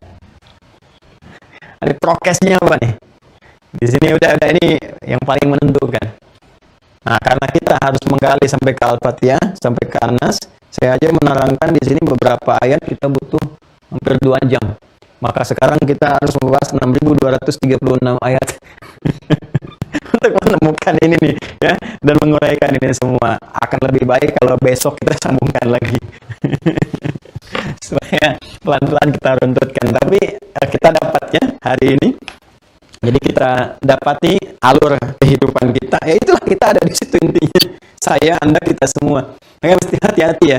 Mesti hati-hati. Jadi kalau kita kenal ini nih, pokoknya asal ada imajinasi negatif, khayalan negatif, setan itu. Ya, hati-hati tuh ya. Lihat pesawat, wah andai kan aku bisa terbang, setan. Karena sudah nggak mungkin Anda terbang. Yang terbang tuh burung. Sudah ya. Nah, pokoknya macam-macam lah. Ke tempat-tempat kotor ada khayalan, paling kotor itu kan kamar mandi itu, toilet. Itu kalau jangan mencari ide-ide kreatif di kamar mandi. Itu udah nggak nyambung pokoknya. Ya. Kok lama, sedang apa adek mencari inspirasi mah? Oh nggak ada, keluar. Cepat, bahaya. Itu kan tempat-tempat yang kotor. Ya. Sampai naik ke atas ya, demikian. Nanti kita akan bahas, kalau baik-baik berarti itu simpel menguatkan iman. Pokoknya gini, cara cepat, cara singkatnya itu, kalau ada semua hal yang menjadikan diri kita bergetar untuk mengerjakan yang baik, berarti sinyal iman itu. Tapi kalau ada gambaran ini, was-was dalam bentuk penyesatan, khayalan, perubahan perilaku pada yang jelek, itu penyakit. Nah, coba tugas kita nanti untuk mengenali tanda-tanda, siapakah orangnya, apa jenis nama penyakitnya, bagaimana tanda-tandanya, seperti apa menjauhinya. Insya Allah kita akan lanjutkan di pertemuan berikutnya juga dengan mengumpulkan bukan hanya dari Al-Quran tapi juga penjelasan dari hadis-hadis Nabi Muhammad SAW. Karena kita harus mengacu kepada satu penjelasan yang telah utuh, yang dijamin kebenarannya dan tidak ada yang lain kecuali Rasulullah SAW sebagai penyampai wahyu. Saya kira ini untuk materi di hari ini. Saat ini baru hari masuk untuk di kantor di Quantum Akhirat Institute, karena itu rekap yang kemarin di hari Sabtu Ahad baru bisa direkap saat ini. Di kemarin baru dikumpulkan data-data. Admin berapa yang sudah terkumpul? Masya Allah 660 sudah terkumpul. Alhamdulillah. Ya 660, hampir 10% ya dari peserta yang sudah mengaktifkan akun. Saya kira sudah ada juga cukup banyak. Mungkin kalau dari komparasi dengan yang mengaktifkan akun sudah ada 40 mungkin ya, atau 50% sudah sampai. Yang sudah terdaftar saya lihat di daftarnya sudah 8 ribuan lebih ya. Karena itu silahkan diaktifkan akunnya supaya dari situ pembagian zonasi dengan juga pendataan itu lebih mudah untuk dilakukan. Ya jangan sampai nanti karena nggak tercatat masuk lagi ke angkatan kedua atau ketiga, nanti tetap ngulang-ngulang di situ karena sistemnya nanti setelah terklasifikasikan akan berbeda. Ya mungkin angkatan pertama nanti lebih banyak di Zoom yang mungkin tidak live secara langsung. Nanti live itu kalau ada pengajian umum sifatnya baru ke situ. Karena nanti yang live itu kan macam-macam. Seperti yang tersambung sekarang. Boleh jadi ada yang baru bergabung, ada yang baru dengar info nyambung, ya. Nah, dari situ ada lompatan-lompatan. Saya mengkhawatirkan kalau memahami cepat ke atas sementara pondasinya belum dipelajari, ada lompat-lompat ya. Karena itu yang baru bergabung mohon izin teman-teman, terutama yang di YouTube saat ini, mohon berkenan ya ke YouTube-nya Mira ini. Nanti dilihat satu-satu. Kalau baru bergabung betul, satu-satu pelajari, bersabar. Seperti saya pun mengajar Anda bersabar. 2 jam dari 50 episode ya. Ya, seperti kami berusaha sabar, Anda pun berusaha sabar. Nanti yang sudah masuk, kita kumpulkan mungkin akan lebih banyak nanti Zoom ya, dan pemantapan. 660 tugas insya Allah setelah sampai hari ini akan saya periksa. Dan mudah-mudahan selesai besok. Besok saya keluar kota, nanti mungkin hari Rabu atau Kamis saya umumkan ya siapa yang mendapat apresiasi yang terbaik dari itu semua. Insya Allah mudah-mudahan ya, memotivasi untuk semakin senang belajar dan meningkatkan amal saleh. Saya kira itu untuk hari ini. Terima kasih. Mohon maaf dan mohon doanya teman-teman sekalian. Insya Allah besok ya, besok itu kita akan rapat menyeluruh untuk persiapan pembangunan pesantren yang tingkat tsanawiyah dan aliyahnya ya, untuk penyiapan kadar ulama. Kalau yang SD sebentar lagi selesai insya Allah dalam waktu dekat ya udah siap. Kemudian yang tingkat SMP SMA itu besok akan rapat menyeluruh ya, sudah tim arsitek semua siap untuk memulai. Mohon doa dari teman-teman. Nanti kalau sudah akan berjalan saya juga akan mengajak teman-teman untuk terlibat bersama-sama membangun. Ya, karena ini dari tanah, dari bangunan, nggak ada nama pribadi di situ. Kita ingin semua jariah untuk kebaikan. Dan nanti insya Allah Mira juga bisa gunakan itu sambil berjalan. Dan informasinya pesantrennya tidak persis sama dengan yang sudah ada. Kita sudah melihat-lihat, Masya Allah, sudah banyak pesantren. Semoga Allah rahmati, ridhoi, banyak yang baik-baik. Yang kita siapkan ini khusus untuk mencetak ulama saja. Ya, mencetak ulama. Ada 2 juta santri di kurang lebih sensus yang 2 tahun ke belakang ya. 2020, akhir 2019, 2020 itu kurang lebih ada 2 juta santri. Tapi yang jadi ulama berapa banyak gitu. Nah ini yang kami keluarkan kurikulumnya kurikulum keulamaan saja. Dan saya juga sudah berkomunikasi ke level atasnya, ke tingkat kuliah kampusnya.